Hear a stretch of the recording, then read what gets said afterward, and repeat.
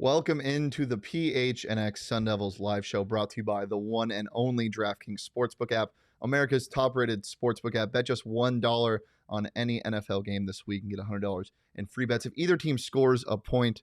I'm joined by Makayla Perkins today on this beautiful Tuesday. It's still cold in Studio B. I'm just going to get that out freezing in there. here. Oh my God. It is the degrees of Antarctica. I almost put on a jacket that's sitting at my feet right now. But I decided against it because I look so damn good in a black polo. Well, that's subjective.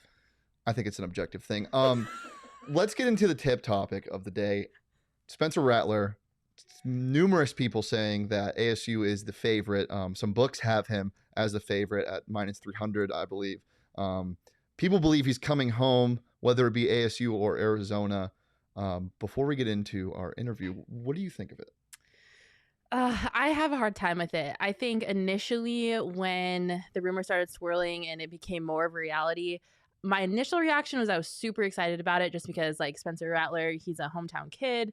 You know, he had the best trajectory in 2020. I mean, he was a Heisman Trophy candidate. They were talking about him for winning the Heisman, and you know, he had such a bright present and a bright future. Obviously, the season hasn't gone as well for him as they were probably hoping that it would. He hasn't. You know, he got sat after 6 games, so that's a little rough to look at. I think it's hard. It's tough. I think you're stuck between a rock and a hard place. I think there's so many unknown variables with this program right now, with their recruiting violations, with, you know, everything going on with Herm and the recruiting class that's coming in. My initial reaction is I think Spencer Rattler would be a better option than Jayden Daniels, so I'm on board with this. Whether or not it happens, I don't really know. I think if we're talking between like UCLA and ASU, I think ASU is a better landing spot for him, obviously, because it's close to home. But I don't know. I would like it. I would like to see it happen. He's such a weird situation because obviously before Oklahoma, it was the QB1 stuff. Yeah. He was everywhere, and then the weed thing. And then he comes out, lights it up when he gets the opportunity his sophomore year. I forgot about the weed thing. Yeah. That's right. You got caught smoking weed. So bad. Oh, naughty boy. Anyway, and then he goes and starts declining, kind of similar to what we've seen with Jayden Daniels. Yep. I think the only reason why I'm so behind this is because it does something to the program. It makes the program feel something. Yeah. It changes something. We don't know what that something is. We don't know if he's going to have anybody to throw to next year. Yeah. With everything going on. But I had the opportunity to talk with Heather Dinich of ESPN, senior writer that covers all things college football. Actually, right now they're doing the selection revealing show that she's on ESPN. So without further ado, let's get into the interview. All right. Well, I'm joined by Heather Dinich, ESPN senior writer, covering a lot of college football stuff. Let's just get right into the local story that's kind of been buzzing around. A lot of stuff being said about Spencer Rattler and his return to Arizona, possibly. Some books even have him as the favorite to come to Arizona State. Heather, do you think that would be a good fit if he came to Arizona and played football at Arizona State? I do, and I think it's a realistic option for either school in the state, Arizona or ASU, given his ties to the state. It makes perfect sense.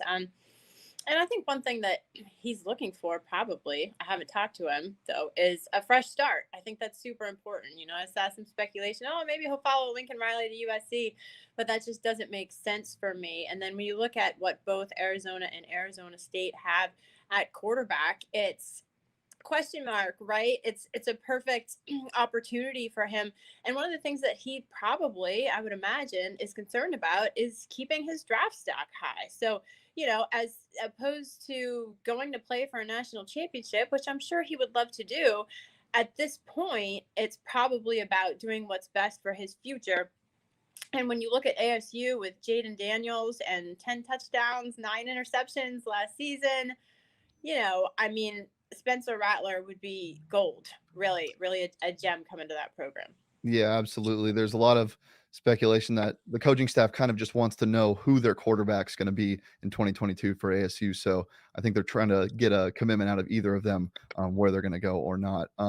Aside from ASU, this week has been just bonkers for college football, starting with the coaching carousel that has been going on. Was this kind of expected this year? And do you think this is going to affect how teams play in the coming weeks? I would not have predicted this coming from a mile away. I've never seen, and this is my 14th season at ESPN. Mhm. I've been covering college football for a long time. I covered Joe Paterno's 3-9 season at Penn State. And this is by far, hands down, not even just college football. I mean, we're forgetting about name, image, and likeness and an NCAA overhaul, all of these things. So, no, I would not see this coming in a million years. I think it's concerning. I've spoken to athletic directors and conference commissioners who are really, truly, genuinely concerned about the state of the state right now in college athletics and these coaching moves and the salaries. And while there are some who are less concerned about the salaries, but more concerned about the divide between the haves and have-nots in college football, it's very real. It's very real. And yes, it will.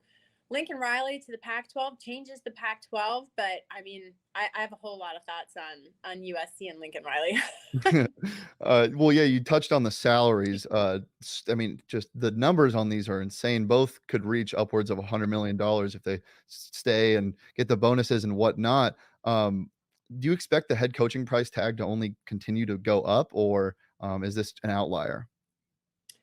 Well, I think that the schools that right now have the money to pay for them and are in the market for a coach like Brian Kelly or Lincoln Riley, that is the price tag. Why else would you leave Notre Dame? Why would you? You've got a playoff contender team. So Mhm. show me the money kind of thing. But at the same time, athletic directors are in a very difficult situation because if you're not paying that kind of money, are you offering a 10-year, 70 to 90 million dollar contract like Penn State and Michigan State? Because that's a gamble too. Because in 5 years, your coach could have 3 straight losing seasons, and then what? So, to me, it's really a no-win situation. But at the same time, I think that the schools that have money, they're in a position where not only they can do it, but they have to do it to get those kinds of coaches right now. Yeah, well, Lincoln Riley, as you said, coming to USC, you said it changes the Pac-12. What immediate changes can people expect from a culture standpoint or anything? Well, that's the thing is there is an expectation of immediate success because of who he is and what he's done. But I think that that could be unfair because he has not been faced with a challenge like this before. USC is an amazing program with great resources and clearly can win a national championship, but it hasn't. It hasn't been the USC that people think of when they think of USC. Gone are the days of Reggie Bush, Yeah. all those things. It's different, and so can Lincoln Riley go there and fill the seats and win immediately? And I don't know the answer to that question. The Pac-12 is very winnable, as you sit here, Yeah. where in your seat, it's winnable. Um, but I think he's got a lot of work to do. That's very different from what he did in Oklahoma. Does this affect how other teams are going to target their coaches or recruiting in the Pac-12 outside of USC, do you think? Say that again. Do you think that this Lincoln Riley hiring is going to affect how is it going to push the hand of other programs in the Pac-12 to find a big name guy, or is everything just going to remain kind of the same in the Pac-12 landscape?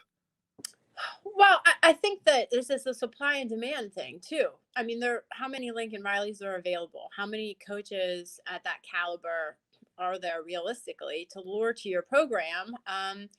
One of the schools I'm curious about is UCLA. I mean, Chip Kelly's working really hard there, and just when I thought he was on the brink of putting together something special, I was out there for that Oregon game, Hmm. and man, they played with guts. But you gotta have more than guts. You gotta Yep. have depth, right? And so I don't know where that's headed and how long that marriage will last there and if it does. But look, I worked at ESPN with Chip Kelly. I worked with Herm Edwards. I mean, they're good coaches and they're good people and they're you don't get dumber as a football Yeah. coach, right? But every situation is different and everything requires something different as far as your recruiting territory, the CEO of a program, how you manage it. Like what you have to do at Texas is 1,000 times different than what you have to do at NC State, right? So being the CEO means something different at every place. Absolutely. What about the transfer portal? There you see it so much recently. Do you think it's going to calm down a bit after this year, after the extra year eligibility and the playing immediacy is gone, or is this kind of going to open up a new era of transferring in college football? So I look at the transfer portal as like Stranger Things. Have you Yeah, answered? Have you seen Stranger Things? Like, what yeah. the hell is it? Where did they go? It's like the other world or something. Hmm. And as a mom, I'm telling, like, I would tell my boys, like, don't you dare walk into that black hole unless you know you're going to go somewhere. Because what happens to the kids that don't get picked up? Yep. That scares me. So I do think that there's going to be a continuous revolving door of the transfer portal, because that's where it's at. The opportunity is there, and we've gotten to a place in college football where the players, if they're not happy, they're not getting player time, playing time that they want, they're gone. And that makes it extremely difficult for the coaches to manage rosters, but I don't see it slowing down. Yeah, ASU only expecting to get more transfers after Chip Trainum announced that he will be transferring. But about ASU, from a nationals perspective, I mean, we've been looking at this team for the last couple years, and we know what we think. But from a national perspective, what's the view like for you guys on ASU and Herm Edwards and the decision to bring him back for another year? Well, I think it's just, I personally don't have a problem with it, because I think coaches, they need time to do their thing. Like I said, I think Herm is a good football coach. I think there are questions, though, some questions that need to be answered, and off field questions that need to be answered. But at the same time, the national perspective is the same for ASU that it is for the entire Pac-12, which is a lot of good teams, not a great one. Like, Mhm. I don't think anybody cares who it is. Somebody's got to rise to the top. And I do think the national perspective is that college football is better when it's traditional programs like USC, like Michigan, right? But that doesn't mean, look, we're talking about Oklahoma State and Cincinnati, and it's fun when other programs can get into the conversation. So I do think that he has to win, and he's not far from it. I mean, they had a 4 loss season. They're behind Utah, so I think it's patience. Often pays off. I mean, look at a year ago what people were saying about Jim Harbaugh and where they are now. Absolutely. Well, Heather, thank you so much for joining us on the PHNX Sun Devils live show. We appreciate you doing this, and hope everything goes well for the announcement show later today. Thanks again. Wow. Let's just start off with the Herm Edwards. First of all, Great thank you, interview. Good job, thank you. Shane. Well, I want to thank Heather for doing that. That was really awesome. She had a really busy day. We had to keep it short because, as I said, she's doing the selection show right now on ESPN. But the last thing we touched on was Herm Edwards and what she thought, and she said she didn't mind it. I want to hear your take. What do you think about ASU bringing Herm Edwards back for last year? I like it, honestly. I like Herm Edwards as a head coach. I think the way that he coaches kids, college age kids, speaks to them, it resonates with them. And I think if, Herm wasn't the coach, I think, and we can get into this, in a little bit because I'm sure we'll touch on the transfer portal, but I think if Herm wasn't the coach next year, I think a lot of kids that are here now would be very upset about that, because I think outside of being, a strong football minded coach, Herm's just a great person. And I Yeah. think the kids on that roster really rally around Herm and, his energy and all the things that he's brought to this team. So I think, in my opinion, Herm not being the coach would be more devastating to the program than him coming back for another year. Yeah. And like, look at this year. It's not like it's horrible. Yeah. 8-4. That's to an not okay a bowl bad, game. I mean, Yeah. obviously they're not going to a championship, but Yeah. it's not like they lost 11 games. Yep. It's the consistent over expecting with ASU that kind of kills them, and you can't really blame the fans for that because of the amount of talent on this roster this year. But I'm indifferent about the whole Herm thing. I think it's more for the better than for the worse, because we don't know what this team is going to look like. There's already so much uncertainty about next year. Chip Trainum, I believe, is just the first of many to go. You're hearing this around a lot. This roster is going to look a ton different next year. So bringing at least one person back, you get something with that. And that's why I think the Spencer Rattler thing is so immediate. That's why I think they need an answer now. We were talking about this earlier, but you need a rock. You need something that you know is a constant. And that's why they're pushing for Jaden and Spencer to make the decision. And that's why I think they might ultimately get Spencer Rattler, is because of what we just talked about. We don't know where Jaden's going to be, but we know we want a quarterback. They know they need their quarterback for 2022. And I think that's what's pushing it. Yeah, no, I absolutely agree. Like you said, the last thing that this program needs is more instability. They can't afford that. There's so much instability with what's going to happen with their recruiting violations, with their incoming recruit class, with the kids that are going to transfer out of this program. Arizona State, it's at its max with instability at this point. And so I think that they need to figure out what they want to do at quarterback, whether that's, move on from Jaden Daniels and bring in Spencer Rattler, or stick with Jaden Daniels. Either way, they need to make a choice because that's going to affect every decision that's made with this program moving forward. If, they do end up getting Spencer and Spencer does come play for ASU, Herm needs to hit the recruiting trail. Yeah. Like he needs to figure out the recruiting class ASAP because who the hell is he going to throw to? He has nobody to throw to right now. I mean, there's nobody on this roster that I would. There's nobody around for Spencer to throw to. They have the 95th ranked recruiting class in the nation. They don't have a single offensive recruit right now committed besides a running back. So what would the punter point? Or kicker as we have a kicker, but what is the point of bringing Spencer Rattler into this program if he's not going to have anybody to throw to? And that's a lot of the reason why people are giving Jaden Daniels a hard time, is like, well, he doesn't have anybody to throw to either, so you can't really blame Jaden Daniels. But I think they need to make a decision and fast. And I think a lot of what is Jacob saying?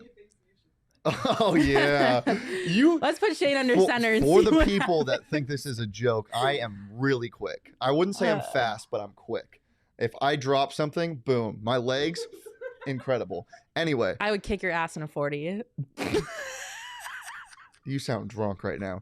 Anyway, the reason why I think the Spencer Rattler thing would be so great is obviously the talent level. The ceiling is so high. So high. I think it's higher than the ceiling that Jaden has. For sure. But more of what I would enjoy to see is the amount of recruits that would follow him. Yeah. I think that would bring in more recruiting than just bringing Jaden and Herm back. I mean, obviously, you're getting a huge guy who has basically top-level experience. I mean, he's seen it all. A Heisman candidate at one point.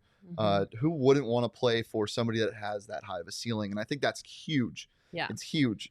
Does Jacob have any eligibility? Because Jacob would, I think he'd be. Jacob has like the build for like a sneaky good punter. Isn't he good at golf? Golfers are good punters. I was gonna go with that. Where were you going with that? I was gonna think like because he's so tall, like a tight end, but he's kind of skinny. Sorry, Jacob. Are you crying? You need to put like 100 more pounds on Jacob, and then we're suiting you up. There's a new segment idea. Make Jacob gain weight. Let's just force feed Jacob food and lunch. All right, let's get back on track a little bit. So as we touched on a little bit, there's so much uncertainty about this, and a lot of people are saying right after the Chip Trainum stuff came out that this is not the last. This is not the only person. There's more that's coming, and it sucks that Chip's leaving because at the start of the year it was supposed to be 1 and 2, Rachaad White and Chip, and I don't know if it's his. If it's him not feeling confident in the coaching staff or just doesn't think it's the right situation, but he would have been the lead back next year as Rachaad White's going to the NFL. That is the one certainty that ASU has right now. Rachaad White is getting drafted. I think he's a top 3 running back right now. Mel Kiper had him as top 4 at the start of the season. That was before the explosion. Yeah. So, yeah, it just kind of sucks that he is leaving, and I wish him the best because, man, he's talented. He's a bowling ball of a running back, but it's an unfortunate loss for sure. Yeah, it is. But, I mean, like, I don't know. I'm going to ride the Spencer Rattler train because I think there's a lot of pros to bringing Spencer into ASU. We've already touched on a few of them, but I did want to bring up the fact that I think Spencer is a better character fit for this program. I think he cares more about winning, and I think he could provide more of a valuable leadership expertise than what Jaden can provide for this program right now. I mean, even if you just like look at their numbers too, I mean, Spencer's played in half the games and he's thrown more touchdowns and fewer interceptions than Jaden. I think that has a lot to do with the scheming and play style of ASU. Of course, yeah. But I think it says a little bit more about Jaden Daniels this year. Look, I love the kid. Was such a big fan as a freshman. I mean, I'm still a big fan of him. He's a good guy, and I'm sure he's going to figure it out at some point. I mean, he has too much arm talent not to. But at this point, I would not mind moving on. But moving on, what does that say to incoming recruits? What does that say about a guy that's coming in, maybe a freshman quarterback? Is he scared about job security? Is he worried that if he has a couple bad games that he might be sat faster under Herm Edwards? Do you think that affects the decision to come to ASU a little bit? I don't know. I mean, it's tough. I mean, it's definitely not a great look, especially because of how high everybody was on Jaden Daniels at the beginning of his tenure at ASU. But at the same time, we wouldn't have these question marks about if Jaden Daniels should be the guy or not if it wasn't based on performance. Yeah. And so you can only defend a guy and keep a guy in there for so long before you really need to start questioning if he is the guy due to the performance. And I think, Jaden Daniels, you can say, well, he didn't have people to throw to or whatever you want to say. But at the end of the day, there has to be some accountability on his end. And it just doesn't seem to be clicking with the program right now. And so as tough as it is, I think you do have to put some of that responsibility on Jaden's shoulders and say, maybe we wouldn't be in this position if the performance had been better. The best case scenario for me is Jaden transfers and excels somewhere else, or, hear me out, okay, he finds a new passion in music or cooking. Why those two things? Or something of that nature. Art, it doesn't matter.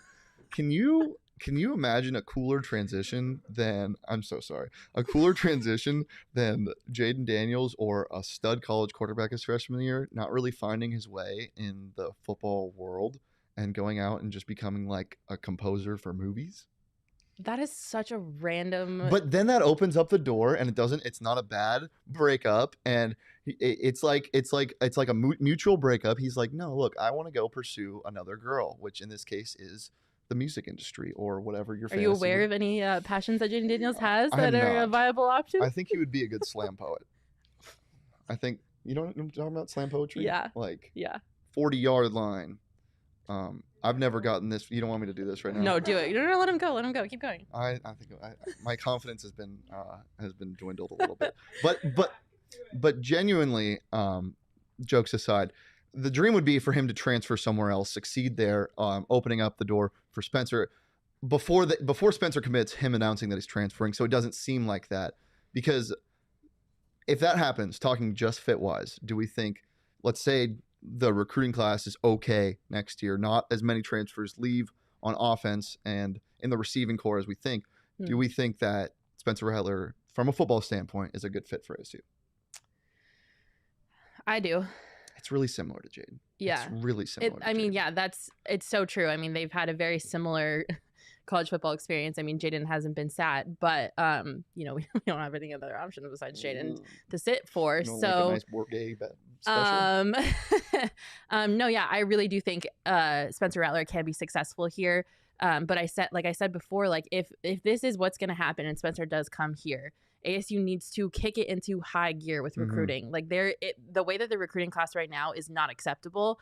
And I think if, Spencer does come here, I think that's going to provide like a fire underneath them to get the talent that they need around Spencer. But I think that'll also inspire people to come here as well. So I do think that'll be a nice way to help their situation when it comes to their like recruiting class.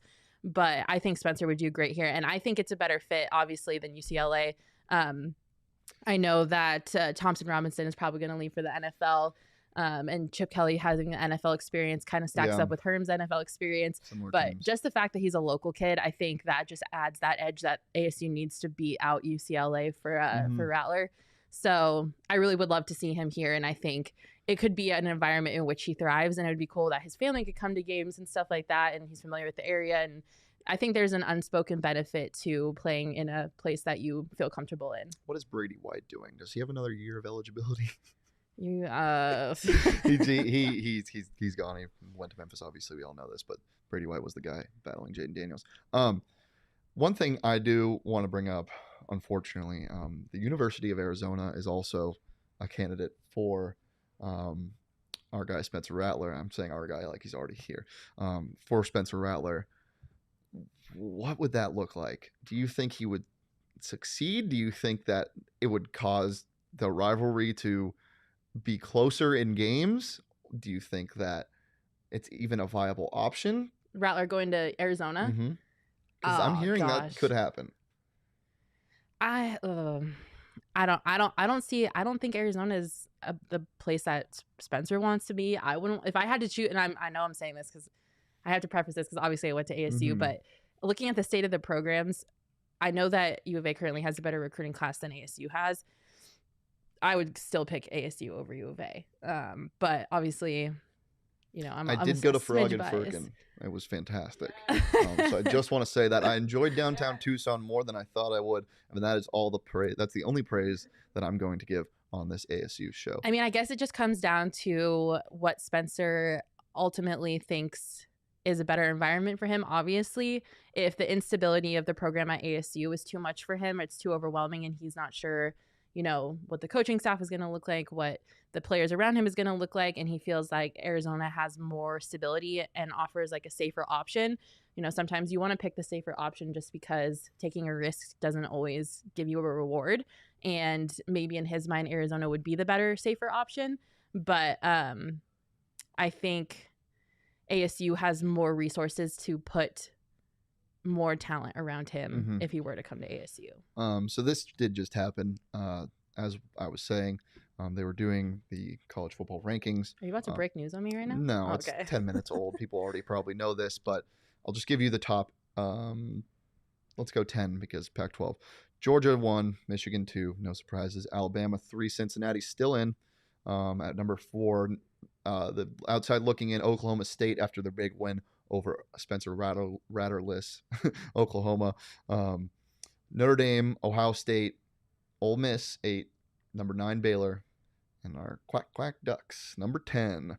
They're still hovering up there. Obviously, no chances at the CFP. They have a big game against Utah again coming up in the Pac-12 championship, but I just thought that was interesting that they stayed in the top 10. Are you surprised by that? Yeah, they don't deserve to be in the top 10. Wow. Wow. Yeah, I don't know. Talk about the choke of the century. Jeez. Yeah, it's the Pac-12 will Pac-12. Always. Cannibalistic nature. I remember in the game, what was that, 2-3 years ago when Arizona State beat Oregon on that Ayuk touchdown. And they had CFP hopes again that year. I think they were 5 or whatever. And I was just upset. I was like, man, anybody else? I would love this win over anybody else. But as a Pac-12 fan trying to get a team in the Pac-12, it's been 7 damn years since a Pac-12 team has made it to the college football playoff. I think Washington was the last. I was upset that they were the team that Arizona State had to upset. Nonetheless, it was a super fun game. I mean, Ayuk's catch at the end was incredible. But yeah, I just remember talking to the Oregon fans and being like, man, I wanted somebody else. I wanted a different win. Sorry about that. It's okay. I'm still a little broken up about it. What I'm not broken up about is how hot I've been on the DraftKings Sportsbook app. I mean, my God. My God, if you don't watch the PHNX Bets Daily Show, shame on you. Bad. No. Watch it every day, Monday through Friday at noon. I dropped a heater last night. Gerald Everett, first touchdown score, plus 2,200. Are you kidding me? Are you kidding me? Plus 2,200, and it hit. He only had 1 touchdown prior to that game. I don't know. There's something going on up here. You psychic? Not psychic. I might be psycho. Not a psychic. I support that. Great movie. But if you didn't tune in or you didn't listen, you wouldn't have been able to get the bets. And come on, you want that? I saw somebody in our Discord, in the PHNX Bets Discord. If you're not in there, I mean, I'm mad at the person that I'm talking to. That's not even real right now. I'm talking to a fucking camera. But if you weren't tuned into the show or you didn't listen on audio, you wouldn't have gotten that, and that makes me sad. Somebody won over $550 betting on that. I want a good amount of money too. But if you want to get hot on the DraftKings Sportsbook app, download it right now. Use that promo code PHNX. Tap the hell in. Watch my bet show. Tap and throw some good money on maybe the Suns tonight. They're minus 3.5 on the DraftKings Sportsbook app against the Golden State Warriors. You can join the Crowder Cash Club. Is that what we're calling it? Is that what we're calling it, Espo? The Crowder Cash Club? Something like that. Yeah. I bet on Jay Crowder to score the first field goal tonight. They have props like that all over the place on the DraftKings Sportsbook app. So to use that promo code PHNX, bet just $1 on any NFL game this week. Get $100 in free bets if your team scores a point. It's just that easy. It's safe. It's secure. It's reliable. Most of all, it's pretty damn fun, even when you're losing. Yeah. So 21 plus, Arizona only. Gambling problem, call 1-800-NEXT-STEP. New customers only. Eligibility restrictions apply. See DraftKings.com/sportsbook for more details. Before we move on to ASU basketball, I do want to bring up a comment I saw earlier. I forget his name, if we could just pull that up. He said, the Spencer Rattler going to USC would certainly make the game more interesting because of Lincoln Riley now coaching at USC. That would just be really fun. Not for me. I would not enjoy that. Why is that? Because we have to play USC. I don't think it would be that bad. I mean, Lincoln Riley's going to turn the program around. I just don't know how immediate it would be. Hopefully it's at ASU again. And hopefully ASU doesn't have to play at Oregon State, but we already talked about that. 3 years in a row. So fucking mean. I hate that. I hate going up there to Pacific Northwest. Stupid and dumb. Anything else about ASU football before we move on? Oh, I hope they figure it out. It sucks not having a premier program to cheer I just for. wish they sucked or they were better than they are. This tweener stuff sucks ass. It's the worst way to be a fan. Well, and it's sad too because we were on such a high when, Herm was brought in for the coach and he proved himself after his first year. And he was literally pulling in like 4 star recruits left and right. Everyone was riding the Herm train. And we thought that, there was going to be a really bright future ahead of us. And it just feels like that's so much not the case anymore. And that future has just been so dim and so grim, which sucks because, it sucks to ride that high and just have everything come crashing down with recruiting violations and this, that, and the other, and things that honestly, could have been avoided if they would have played it smarter. But we're in this position once again. The existence of Sun Devil fans is that of an existential crisis. But we're in it together. So you know what? Yep. We can vent to each other here. And we'll talk about the bowl stuff in another episode.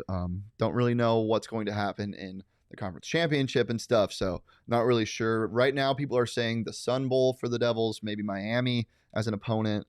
Those are intertwined with Washington State. Both ASU and Washington State are kind of on the same area. I don't want to go to the Sun Bowl. Can we give me Vegas, baby? Give me Vegas. That would be fun for Shane.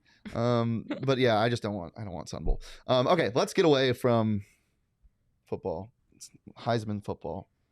It's Heisman the football. They should have put you on the trophy. Yeah. Can you imagine? I need to start a petition to replace the trophy with the Heisman trophy with Shane's body. 2006 Pony Timber Rattlers participation trophy. My last hit on a competitive baseball field when I was 13 years old was an inside the park home run. Ooh, subtle flex. Yeah, and we lost in extra innings because I made an error. But it doesn't matter because all that matters is how you feel. And I feel pretty damn okay about ASU men's basketball. I know. I sound like a broken record. I will die on this hill. Did we not just watch them lose 4 in a row? I watched them lose 4 in a row, and I talked about it every night. Even on Thanksgiving, and that was blast. You still feel good after that? I do. Listen. Are you on something? No. This team is so talented. Like, not cohesively yet. But individually, this team is so talented, and despite what other people think, I genuinely believe in Bobby Hurley as a coach. I don't know if he has ran any plays that work this year. I don't know, but I don't think that's on him, and I don't think that's on the players. I think that's just a product of them coming together. This team is so new. They hadn't played with each other before. They're 3 returning guys, and yet I still have faith because of the pure flamethrowers stop shaking your head. The pure flamethrowers offensively that this team has, and not to mention you have 3 guys that can play the center position. The Marcus Bagley stuff sucks. It doesn't seem like it's as bad as everyone thinks. He's not available tomorrow. That's what they're saying with the knee, but I'm still confident. They looked fine in stretches against Syracuse. They put up 86 points against Syracuse, and they still lost, which is just crazy to me because Syracuse does not play well on offense. The thing is their defense, and they were able to score a lot. I don't know if that says more about our offense or defense. Doesn't matter. What do you think?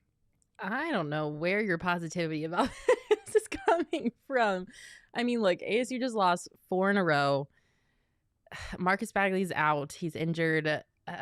To me, this team, obviously, I know you said that they're new, but they haven't found any cohesiveness. And the issue that I have with the basketball team more than anything right now is that they come into games and they just look slow. Yeah. No energy.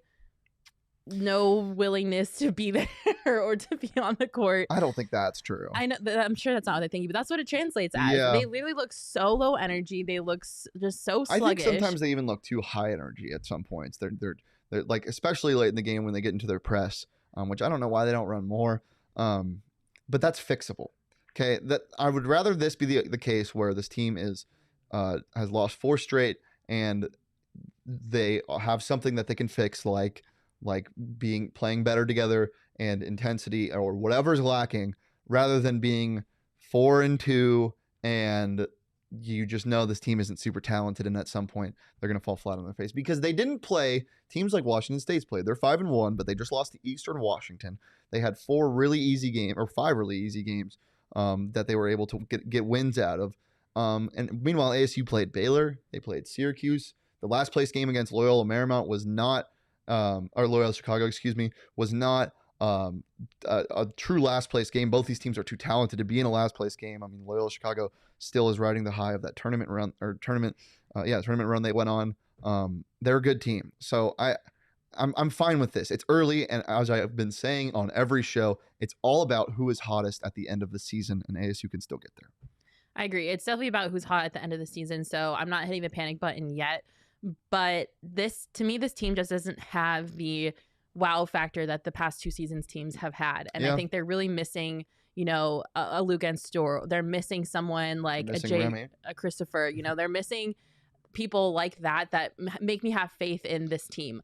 I mean, obviously it's because I don't know this team, because they're all practically new except for 3 returning players. But I think there's just, again, so many unknown variables that it's hard to put faith behind a team where they've done nothing but lose 4 in a row. And they just, to me, there's just nothing about this team that screams, this is it. Like, they've got it. Yeah. Well, the thing that you said about this team doesn't have that it factor, I think it's special with this team because any given night it can be somebody different. The first couple of games, it was Kamani Lawrence. He was averaging like 19 and 10, which is incredible college numbers to average a double-double, especially undersized when he plays the 4 at 6'6". So you have him, which is a constant. You know that he can come play night in and night out. But then you have these 3 new guys on offense that are absolutely incredible. My favorite that I've been talking about is Marion Jackson. He can give you buckets all night. He's not shooting well yet. We saw flashes in that Syracuse game, put up 17 points, always getting, always on the board, cleaning glass, always finding an open guy, making the right pass. You have him, and he can go off and he can be that it any given night.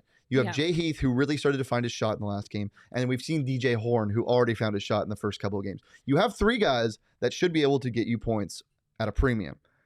However, it hasn't come yet, and I think that it will. I really think that it will, and I will die on this hill. They can be 2-24, and I will still be saying this. There's a chance to win the Pac-12 tournament, because there is. There always is, and I'm going to die. I'm going to die on this hill. You are going to die on that hill for sure. I mean, I get what you're saying, and I understand that there are some players that are showing flashes of potential, but I think it's interesting how, in my opinion, this program has kind of flip-flopped problems. Yeah. Last season, it was their inability to pass the ball around and create space on the floor. This year, they seem to be moving the ball around great. Yeah.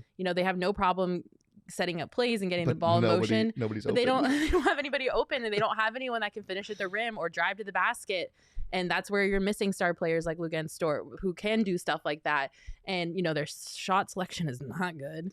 Yeah, but the shot selection, the bad shots usually come at the end of the shot clock. They were tossing up some bricks. Because it's the inability to find an open shot, which is puzzling. And it's something that you can fix real fast. This time off, we will see tomorrow at 5:30 against Washington State at home if that has been fixed. And if it hasn't, a little bit more cause for concern. They need to get up for the start of Pac-12 play, the early start of Pac-12 play, because they go on the road after this. But yeah, I look, it's just uncertainty right now, and it sucks, but it's not the worst thing. But right now ASU is only favored to win by a small margin, and I think a lot of that has to do with the fact that both Noah Williams and TJ Bamba are questionable to play. And I think if Washington State gets both of those players back, it's not going to look good for ASU. Max says there was a narrative that this team was coming together really well during the preseason. It's interesting that they've struggled so much.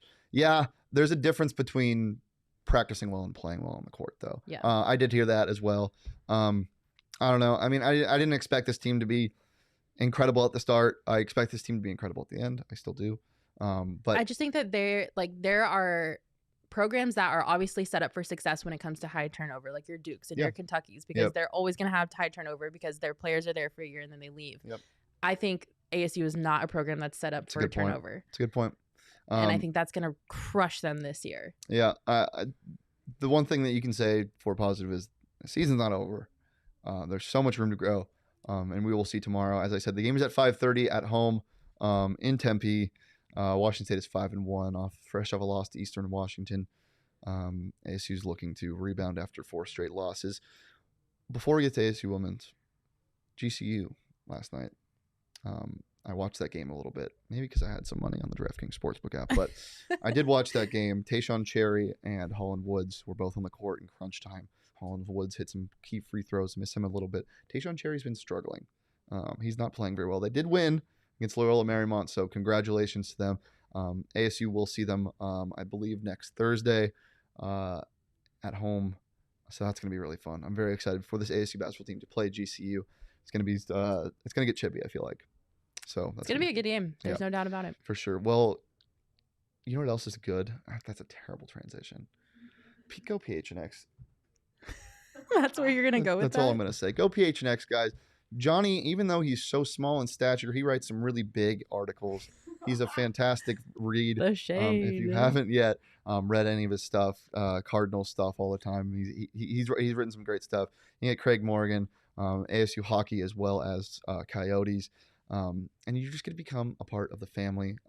Memberships, you can try us out for just 50 cents for your first month or $59.98 for a whole year, and you get a free t-shirt. I mean, come on. We love free stuff. I love free shit, yeah. I do. Go PHNX.com. You can also check out all the merch at PHNX Locker. You can join the Discord. I'm in the Discord. I talk a lot. This is new for me because I didn't even hear of Discord before. Really? I used to use Discord a lot, but it was mainly for voice communications, which I'm not going to do in this Discord because I'm a little bit scared of our audience sometimes. I love you guys, though. If you want some tasty bets, sometimes it's not even me or Johnny. Sometimes it's just the people throwing out what they're betting on in the PHNX Bets Discord. We also talk, obviously, Sun Devil stuff in the PHNX Sun Devils Discord.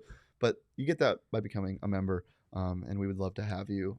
You can watch our stuff all you want, but you can only talk to me personally on the Discord. Actually, you can probably DM me. I'll probably respond on Twitter, which at Shane Dief, by the way. Okay, less promoing myself, more promoing ASU women's basketball. Big win against in Cancun. That's the biggest part. Against Fordham, 58-43 on Saturday. Jaden Simmons led the way with scoring. She had 16 points on 6 of 8 shooting. Jade LaVille also had 15 on 6 of 7 shooting. So pretty efficient from those two. But I'm going to let you talk about your favorite player because I thought she had the best game. Oh, Myles Giles. She has my heart. She is a beast. Defensively, offensively, all around the court, up and down. She had a great game. I'm just obsessed with her. I think she is one of my favorite players that come through with the ASU women's basketball program in a long time. She is a rock star, and she showed up and showed out in that game against Fordham, but also in other ways too throughout the entire series, the 3 games that they played down in Cancun. She recorded her first double-double in the game against Baylor, and she posted 10 points and 14 rebounds in that game.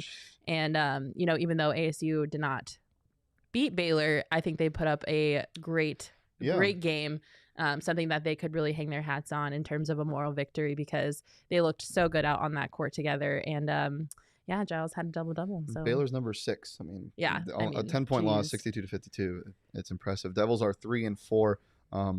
But before we get away from Giles, I just want to read the stat line from Saturday's game. Please. It's only 6 points, but when players can get on the stat sheet and it blows you away and they don't score a lot, it's one of my favorite things. 11 boards, 5 assists, and a block and a steal each. She was quite literally everywhere. Yeah, everywhere. That's what I'm saying. Yeah. She is a great player on all sides of the ball. She is just on the court working for her minutes. She does not take any time on the court for granted. I mean, if you see her out there, she is the hardest working player on the court. Yeah, lots to be excited about this team. They play the ASU Classic this weekend, which features UTSA, Colorado State, Harvard, and ASU. They get UTSA, who's struggling at 1-4 on the year, on Saturday at 1 p.m. And then Harvard who's 2-4. They're 0-4 on the road on Sunday at noon. Both those games are at DFA. So if you are around this weekend, you should definitely go out and support them. They our fantastic squad led by a fantastic coach in Charlie Turner Thorne. Anything else before we get out of here? I don't think so. Well, guys, I will be at the game tomorrow. We'll be coming to you live right after the game. ASU men's 5:30 tip against Washington State. Big win to open conference play. This is the first time I've heard you talk about women's basketball. That's more on me than you.